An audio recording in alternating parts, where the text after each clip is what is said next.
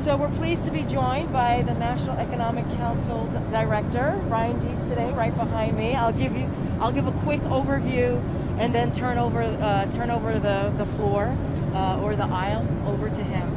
As you know, we are en route to Phoenix, Arizona, where President Biden will discuss the American manufacturing boom at TSMC's semiconductor material manufacturing facility, as the company makes two major announcements about building advanced semiconductors in the U.S.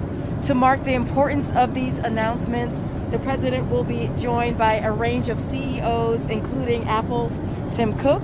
He'll also be joined by Secretary of Commerce Gina Raimondo, Arizona Governors Doug Ducey, Governor-elect Katie Hobbs, and several members of the state's congressional delegation. During his remarks, the president will discuss how TSMC's new investments in Phoenix are a result of his economic plan, including the CHIPS and Science Act.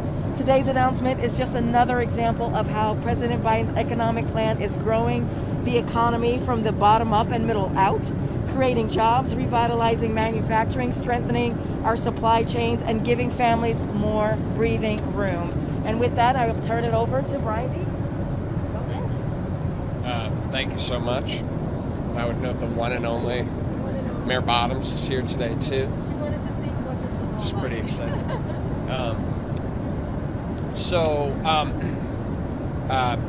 I'll be super brief and happy to get to your questions.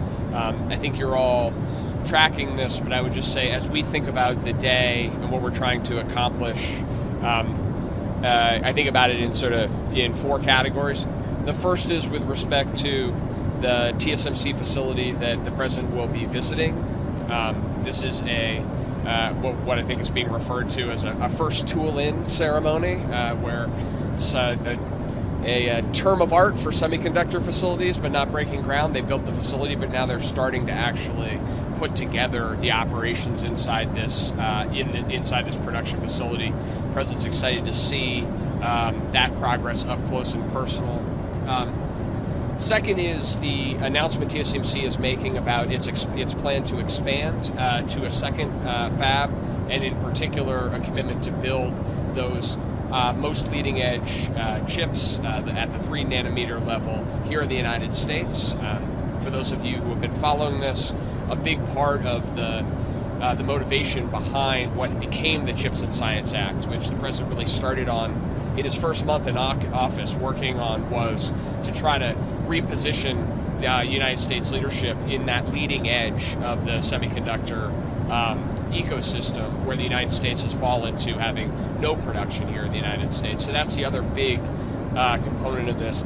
The third is the opportunity to talk with the broad spectrum of the semiconductor industry, from consuming companies, Apple, which is the single largest customer of TSMC, AMD, another big chip consumer, but also Micron is a leading memory chip producer, as well as NVIDIA, ASML, and to have all of these CEOs together to mark this occasion, I think, is a reflection of the fact that this is about more than just one groundbreaking, but how we build out this innovation ecosystem for semiconductors in the United States. And Secretary Raimondo and I will be spending some time with those CEOs and the president as well to really talk through where we are on our strategy, what we need to work together on, and make sure that we're providing clear guidance to the industry on issues, including on the export control side, in addition to the implementation of the CHIPS bill.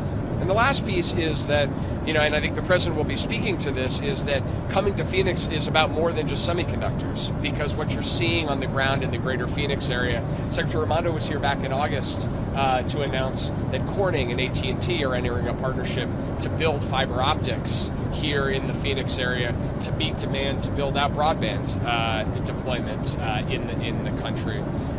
We're seeing a major electric vehicle battery manufacturer, Core Power, who set up facilities here. I was in New Mexico in September meeting with the Core Power CEO, who was talking about this emerging ecosystem in the Southwest of battery manufacturing, etc. So that's what the president will speak to, is that what you're seeing, in economic terms, that's the industrial strategy that we've talked about. That's investing in the country and laying the foundation for private sector investment. But in very practical terms, this is what happens in a community if you are able to bring manufacturing, innovation, job opportunities, and economic opportunities for years to come as well. So that's what we'll be focused on here on the ground in just a little while. Yeah. And with that, all right, should we rock and roll? So I just wanted to ask a little bit about generally a mood question. A mood question about going into what, but you have the likely incoming House Speaker talking about this being such bipartisan bills being corporate welfare. Is this the end? Is this are you guys essentially on a last hurrah for sort of this kind of bipartisan legislation?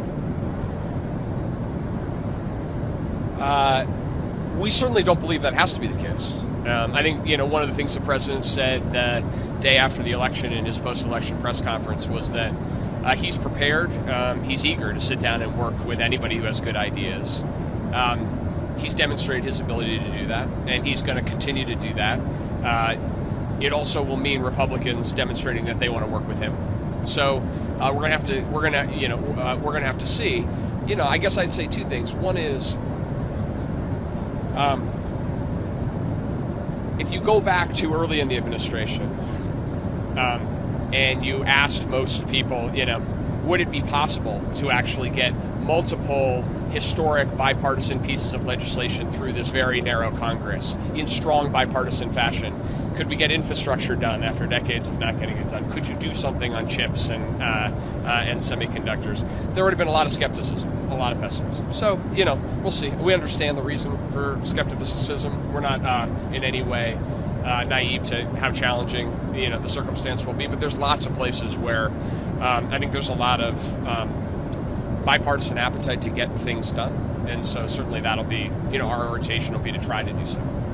One of the first tests of that bipartisan relationship will be this government spending bill. Senator Shelby said the two sides still are apart. He suggested there might be a need for some kind of short-term CR. What's the White House view on that? And do you think you can reach some kind of agreement before the December 16th deadline? Yeah, look, I mean, those conversations are ongoing and fluid, and even as over the course of the day today, the president had a productive lunch yesterday with Chairman Leahy and Ranking Member Shelby, building on the conversation he had last week with congressional leadership. And I think his message to them continues to be our message, which is keep working at it, get something done. Everybody agrees that having a stable year-long funding bill is better for our country, it's better for our economy, it's better for our national security. So we just want to, we know that those legislative conversations are happening in very real time, but we're just going to keep encouraging people to try to stay at it and get that done. Sure. I wonder if there's anything in the president's remarks, or if he tries to do anything to assuage people's worries about divided government, with McCarthy saying, Republicans shouldn't work with Democrats and all of that stuff, and if all this stuff comes to a screeching halt. Well, look, I think the president's presence here today with business leaders from across the country and around the world to demonstrate commitment to implement a bill that was bipartisan is in its vision, bipartisan in the votes in both the House and the Senate, and will be bipartisan in the implementation. I think it underscores what is possible if we actually keep the national interest in mind. It was I remember back, it was one of the first meetings that the president did with congressional leadership in late January of 2021, right after the president came into office, where he had Senator Cornyn, I believe Senator Young was there as well, others, all focused on this idea that semiconductors was a place where we could get things done. And there's been a lot of skepticism over the course of 18 months about whether something could actually get done. A lot of points where people said, this isn't going to happen, the politics are too hard and complicated. And so, I think the part of the president being here is a big part of the president being here is to underscore the importance of implementation, to make sure that we're hitting our marks, to talk directly with CEOs, to be on the ground and understand what their needs are, to be clear about what our approach is going to be. But I think it also, sends a signal about the potential, the opportunity, if we actually, if we stay focused on, what the American people want us to stay focused on. Brian, two other priorities, shifting gears.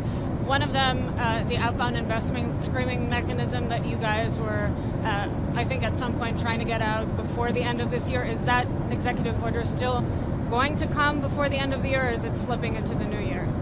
So I don't have anything for you on the timing. We're still working on it. Okay. And then the other one, the president has said that he's going to ask Congress to work with him on a windfall tax for the oil and gas companies, with the House obviously now in Republican control and this likely being blocked. Are there any other avenues that you could address these, excess profits, as the president calls it? Well, it's a great question. I'm glad you gave me the opportunity to answer it, because if you go back what the president said, and I believe it was Monday or Tuesday, early November, I think it's November 1st or November 2nd. What the president said was that the market dynamics we were seeing, where you had high retail prices that Americans were paying at the gas pump, and those retail prices weren't coming down as fast as wholesale prices, in an environment where companies were generating record profits, that was not an acceptable outcome. And that he reiterated what he had been saying for several months, which was to call on the industry to take action, to try to lower prices, increase inventories, to try to give the American people a break and increase the energy security in the United States. And if we didn't see progress, then he was going to come back and work with Congress on appropriate solutions. That's what he said. And if you look, we're now just about a month later. The price at the pump has come down by 40 cents a gallon. The price of diesel is now on the cusp. In the next couple of days, it's likely to fall below $5 a gallon. That'll be the first time since March that the price of diesel is down. The price of gas at the pump is now lower than it was any time in 2022. And we are starting to see that spread between wholesale prices, the prices that companies pay for the product, and the retail prices, what that we pay at the pump, closing as well. So that's progress, and ultimately, the president's ultimate focus is on making sure that the American people are getting a break. So I would note that progress. I would also say we continue to have conversations with members of Congress and the industry to make sure that we're looking at any and all appropriate measures, to include, for example, in the Northeast, where we've been very concerned about low levels of inventories. We've seen some progress on that over the course of the last couple of weeks, but we are paying very close attention to that. We'll continue to monitor. So your threat worked, and there's no more need for a windfall tax to work with Congress on that? No, I guess what I would say is that the president has been consistent over the course of the last set of months of what outcome he is encouraging and what he wants to see, which is that the American people pay lower prices when the prices come down, and that we make sure that we've got enough resilience in our own energy system that we don't expose the American people to price shocks or supply shortages. That will continue to be our case, and we've made, over the course of the last month, we've made some progress on this. I have a question about layoffs in the tech industry. I know you guys consistently say that you don't see a recession happening now, or potentially not in the next several months, but a reason that a lot of these companies are giving is because of the uncertain global economic outlook. Given how you view the economy, would you encourage these companies to avoid layoffs now and wait to see how things shake out? Or what's your message to workers who are laid off and are wondering about the state of the economy, given what you say, how the economy is doing? So, I'd start with Friday's employment report. So that was for the month of November, and we saw continued sort of resilience in the labor market. 263,000 jobs created in the month, and we've been in a historically unique period in the post-pandemic period, but it's worth just orienting. If you go back the decade prior to the pandemic hitting, So post Great Financial Crisis, in that decade, over the course of that whole decade, average monthly job growth was 160,000. So, now the 260 that we saw in November is down from the 600,000 a month that we were seeing earlier in the year, but that's what we expect and anticipate and want to see in the labor market that is normalizing. So, we saw continued strong job growth. If you look across industries, it continued to be solid across the board. Obviously, individual companies will make their own decisions on that front, but we continue to have a historically strong labor market that is generating job opportunities for people who are looking for jobs or looking to change jobs and take a new opportunity.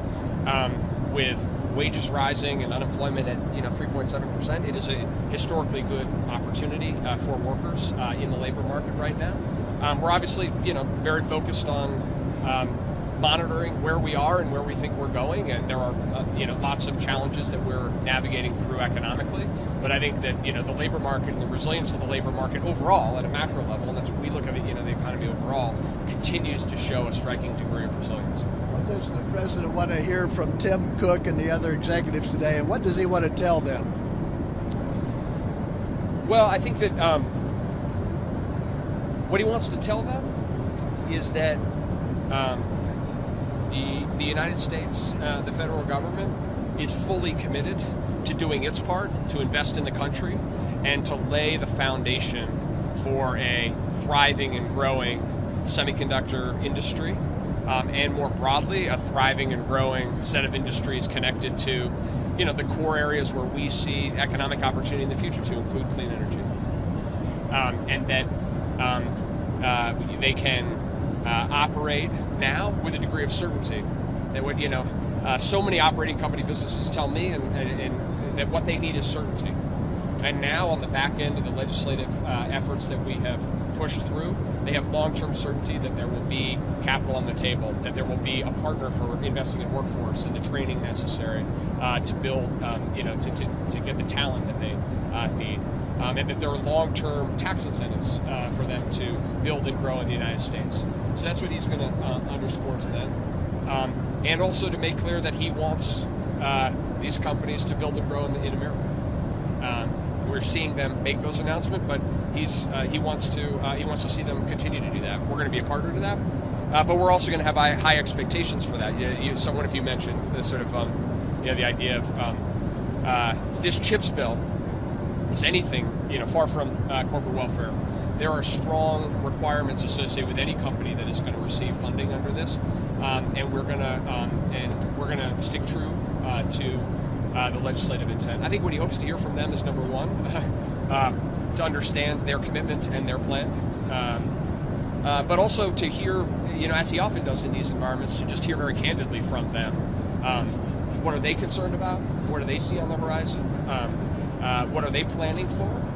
Where do they see the biggest challenges, and where can we more effectively partner together? I was just talking to Senator Kelly, who's here on the plane, about how on the ground the Arizona delegation is helping unleash extraordinary educational resources that this state has with ASU and community colleges and otherwise. That when you get states, localities, universities, community colleges, businesses working together, oftentimes you can make things happen that people previously thought were hard to do or impossible to do. So that's the other thing he's going to want to hear from them.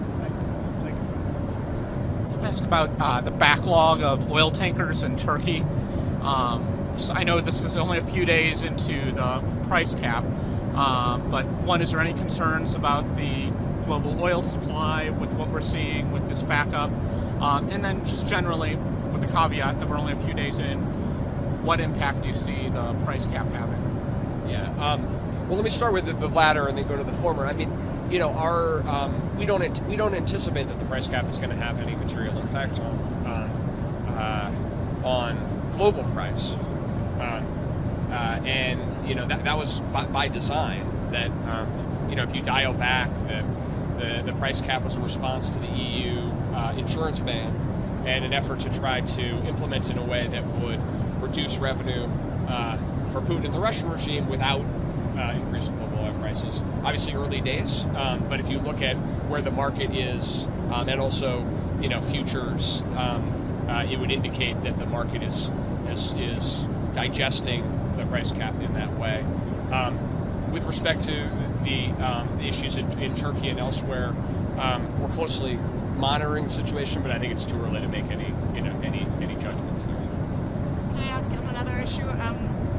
What you know about the latest on the talks for a new labor contract for West Coast port workers, and what's the risk that these talks go similarly to the rail talks that went back and forth, and you ended up figuring it out, but with a lot of drama?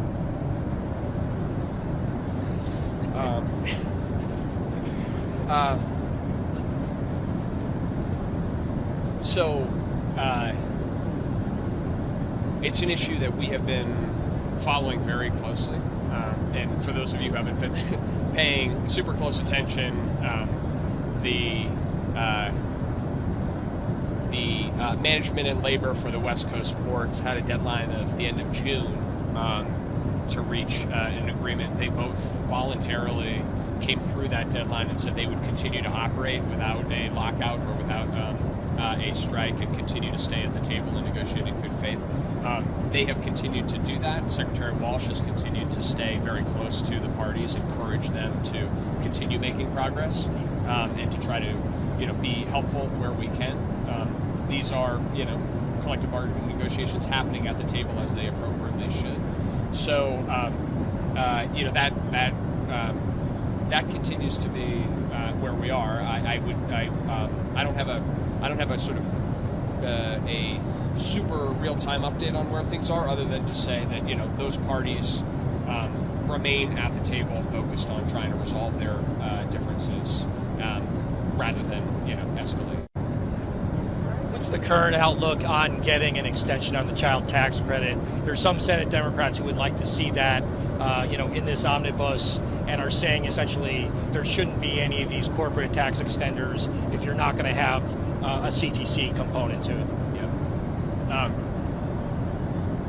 With respect to prospects, we'll have to see, right? A lot is up in the air right now legislatively, and there's a lot, it's like 17-dimensional, lots of different things going on right now. On the policy side, we certainly agree that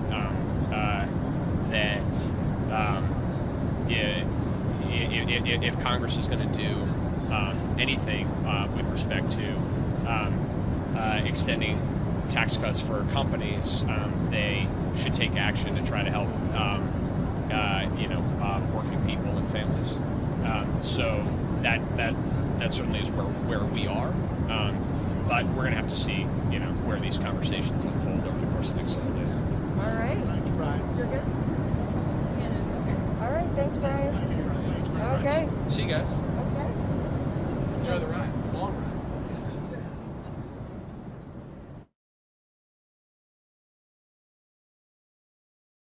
What you got? Two things on Georgia today.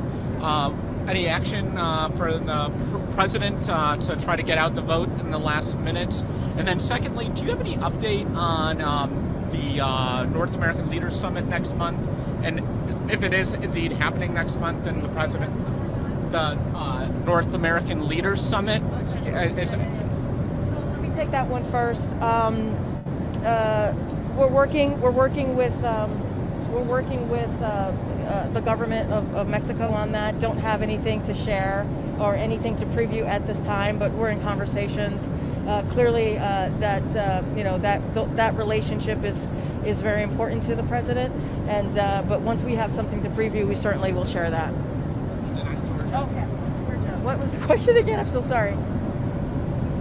What is the president up to today? Is there any sort of last second, get out the vote efforts? A couple of things. I want to be really careful. I'm covered by the Hatch Act, so can't really get into any lay out any strategy or planning on an election that's happening today, as we all know. But look, I talked about this a little bit yesterday. You've seen what the president has done. I think some of you traveled with us to Boston. last week, where the president did a phone banking. He raised some money for Senator Warnock. He's always said that he's willing to do whatever it takes, whatever Senator Warnock needs for him to be helpful. And I'll take it back a little bit further. If you look at the midterm elections and you look at the role that the president had, I said this yesterday a little bit in the briefing room, which is, look, the president was able to lay out what the messaging was, right? What the messaging was for the Democrats who were running at the time, which is making that contrast for Republican officials and laying out what they wanted to do, how they were going to take our economy into a downturn by wanting to cut Social Security, by wanting to put Medicare in the chopping box because they didn't like the Inflation Reduction Act, a piece of legislation that's historic, that is going to lower cost for Americans. And let's not forget, fighting for our democracy. We saw voters and American public speak very clearly and say how important that was to them. Their freedom, when you think about Roe and their rights, they were very clear about how they wanted us to continue to fight for that as well. So look, again, not going to get into too specifics about today, but I'll just leave it there, so not to get myself in trouble. Ukraine has been striking deeper into Russia with drone attacks. Is that causing any concern in Washington? So I don't have any assessment on that. So just want to be really clear. I know the reports are out there. Want to just add one more piece to that. Look, I don't want to speculate about whether Ukraine is responsible for these attacks. But to be clear, there's only one country, right? And you've heard us say this at the podium. You've heard the president say this. Who's responsible for this conflict? And that's Russia.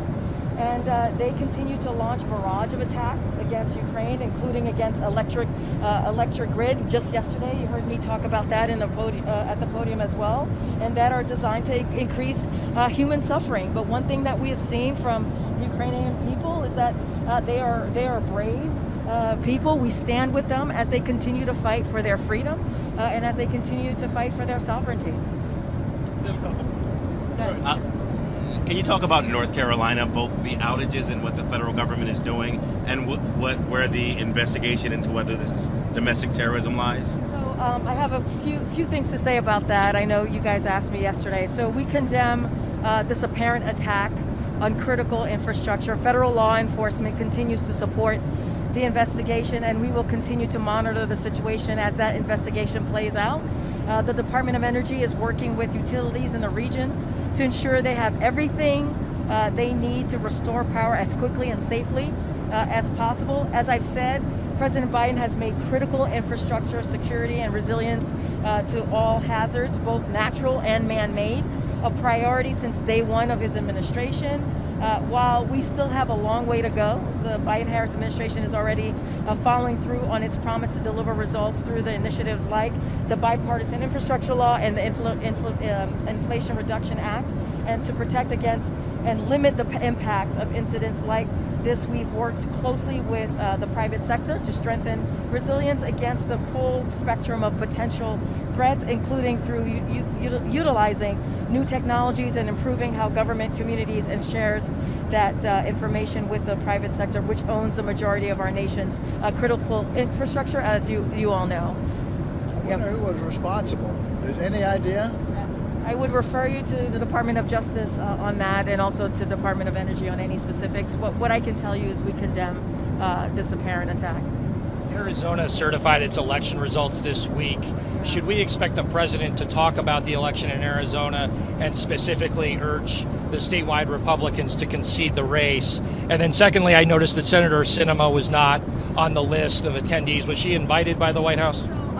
We always invite, as you know. You guys have been on a couple of trips with us when we go to a state. The president is always happy to give those congressional members in that state a ride on Air Force One to the state. And clearly, if you think about the CHIPS and Science Act, it was a bipartisan piece of legislation, got a lot of support from Democrats. I can't speak to Senator Sinema's schedule. As you know, the Senate is in session, so I would have to refer you to her office as to her schedule for today. But on your question, so look, the president, as you know, he feels like it's his duty to sound the alarm about continuing threats to our democracy, attacks on the integrity of elections, and attempts by politicians to choose their voters. And when it should always be the other way around. So he spoke about the need to speak out against the dangerous conspiracy theories, misinformation, and violent rhetoric. The need for all of us, as we the people, to say in one voice that this is not normal. This is extreme. It's not who we are. He was right to do that. And the American people responded, as I said earlier in this gaggle. Look, and it's a testament to our mainstream values as a country that the midterms affirm the strength of our democracy. Look, people spoke out. We saw this in the last midterm. They were very clear that they wanted, American people across the country wanted to make sure that our democracy was protected and that we continue to fight for our democracy. And so we need to listen to that and make that very clear. Go ahead. I'm sorry if I'm making you repeat yourself, so I couldn't hear you. I just wondered two questions. What's the president's message to Georgia voters? Is he going to be talking about that all today? So I want to be really careful. People are voting right now, and I am protected by the Hatch Act.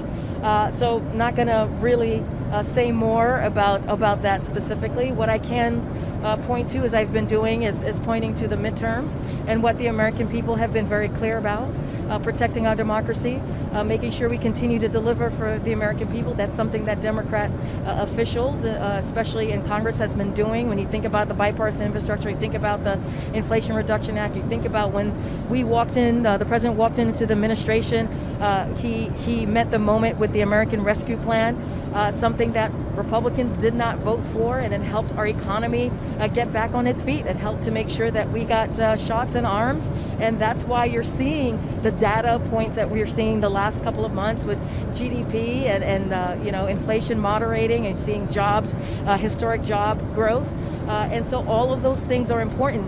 And so what I can say is what our message has been to the American people. What I can say is what the work that the president has done to the American people, and just lean into, again, what we talked about during the midterms, and that contrast about what Republican officials are trying to do. They want to stop all of the gains that we have been making. So I'm not going to get into, again, specifics into an election that's currently happening. I'm covered by the Hatch Act, but I can lay out exactly, the message that the president gave just a couple weeks ago in the ending of the midterm, in the midterms, as we were going into the midterms election. Just on, I know the president's not going to talk about the border. He's not going to visit the border, but is the administration willing to extend Title 42, or are you going to spend millions on border security so that dreamers can have a pathway to citizenship? So look, did you ask me about Title 42? I'm sorry. Would you consider extending Title 42? I'm not going to get into Title 42. That's something that the Department of Justice is working through. I know I've been asked if they were going to appeal. That's in litigation, so not going to respond to that. Look, I'll say this. When it comes to immigration reform, on the first day of his administration, the president, one of the first things he did was put forth a comprehensive immigration reform, which included DACA, which included making sure we protect the border. And he was very clear this was a priority for him. And he was able to secure record funding for the Department of Homeland Security to make sure that we had 23,000 extra agents, to make sure that we stop those smugglers that were taking advantage of migrants who are trying to, looking for a better life, trying to come into the country. And he's been very clear that he wants to work on this. I just talked about the CHIPS and Science Act, how that was done in a bipartisan way. Why can't Republicans work with us in a bipartisan way to get immigration reform done? But what we've been seeing from them is political stunts. That's what they do. They do political stunts, do not come up with solutions. And we have come up with solutions. We understand that there's more work to do, and we'll continue to do that work.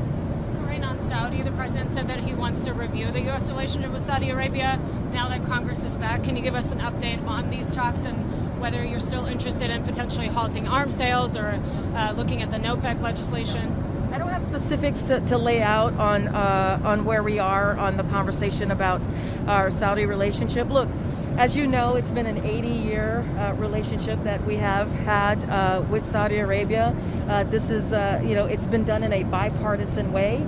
And so, look, don't have anything to share on conversations that's been had or what's the path forward. As soon as we have that, we'll be sure to share. Can I follow up on that? President Xi says that he's going to Saudi Arabia tomorrow. As President Biden reassesses the relationship, how much is he factoring in China's relationship with Saudi Arabia, and how concerned is he that by potentially reducing the American involvement in Saudi Arabia, China could see an opening and take advantage? So look, just a couple things on that. So we don't tell our partners to choose sides. That's not something that we do. You've heard us say that before. Each country has its own bilateral relationships, and so we are focused on strengthening our own partnerships in the Middle East and advancing our economic and national security. And so that is what you're going to see us continue to do. I'm just not going to speak specifically about that particular bilateral meeting. Again, we do not comment on that, and it's not up to us on what they see their relationships needs to be. And one more follow-up on China. Do you think, as they're struggling, obviously, with the COVID zero and winding that down, is it time for them to ask for Western vaccines to finally beat that virus? So look, we're not going to speak to a country's policy. We have been, as you know, the largest provider of COVID vaccines in the country, and so we are always willing to assist and help. Look, the president is very focused on on his plan that he's had for the past 2 years and making sure that people get vaccinated. That's one of the reasons, again, that we've seen the economy get back on its feet. It's because when the president walked in, he had a comprehensive vaccination plan, and it made a difference. And he had to kind of clean up what the last administration did. They didn't have a plan. They didn't have a strategic, comprehensive plan at all, and the president did. And so now we're seeing more than 200 million people who have gotten fully vaccinated. And the president's message right now to the American people is to go get your new vaccine. It is important. It is an imperative as folks think about the holidays and visiting families and visiting their grandparents. It's important to get that new vaccine so that we can continue to be in a place where we're moving forward as we deal with COVID. And it's still accurate that the Chinese haven't asked you guys for any vaccines? I don't have anything to share about any conversations that we have had on this. But as I said, we are the largest provider of COVID vaccines than any other country, and so we have been committed to doing that. All right. Can I ask one more? Governor Sununu has said that Biden's recommendation that South Carolina get the first primary, that it's government payback politics. I wonder if the White House has any comments on that. Government payback politics. Government payback politics, I think was the quote. I don't know what that means. Okay. Look. There's been other criticism as well. Oh, okay. What's the other criticism? Basically along the same thing, maybe not as scathing a quote, but yeah. Okay, I don't know what he means by government payback. Like rewarding South Carolina for his first victory there. Okay. Yeah. So I could say no, that is not what that is. It had nothing to do with the primary results, and I can definitively say that.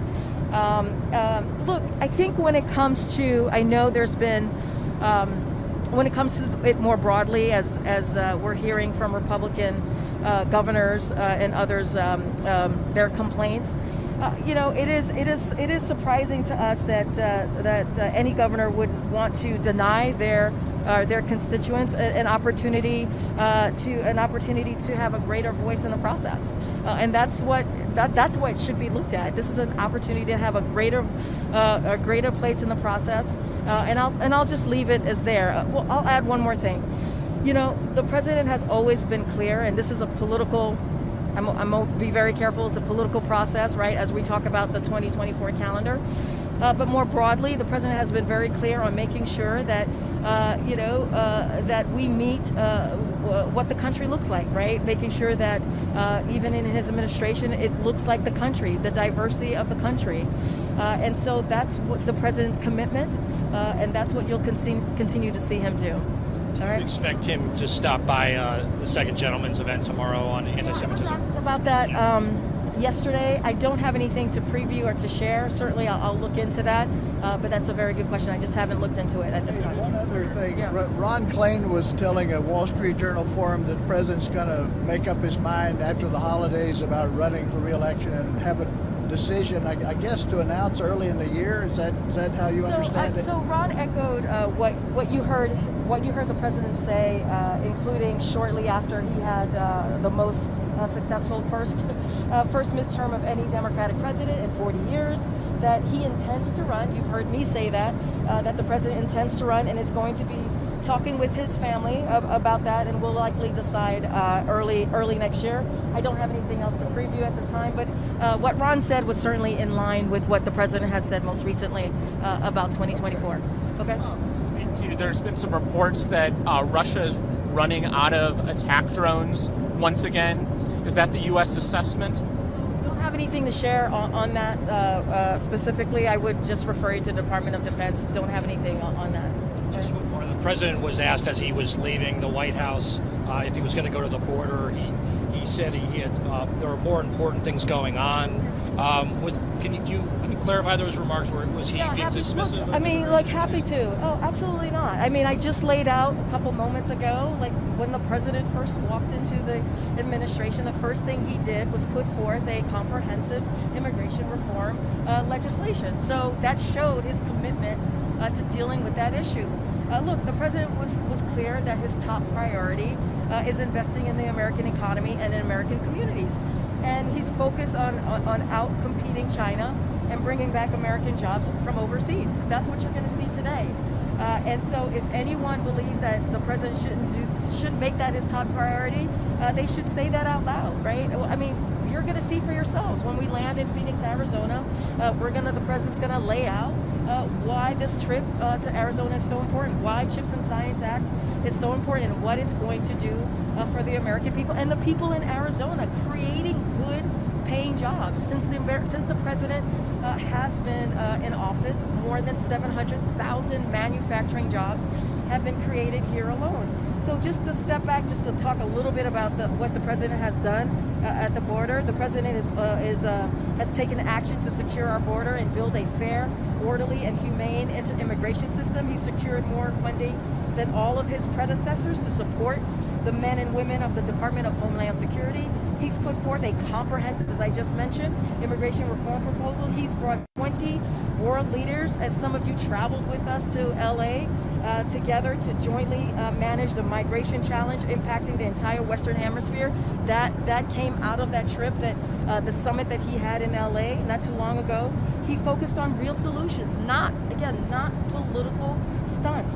And if border security is such a top priority for Republican officials, voting against record funding for the Department of Homeland Security is an odd way to show that. And that's what we have been trying to lay out, right? I mean, you have Republican officials who continuously do political stunt, but do not put forward a solution. And so we're solution oriented. We want to come to a place where we find answers, and they're not doing that.